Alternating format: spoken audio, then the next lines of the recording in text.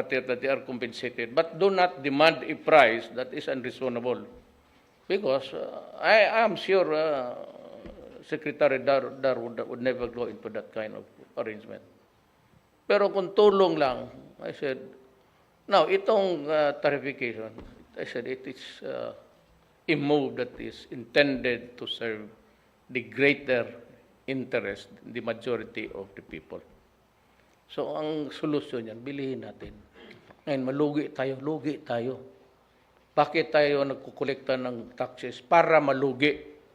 Para makatulong ka sa... Okay? Thank you, sir. Ano Salamat ba? po. Ms. Said,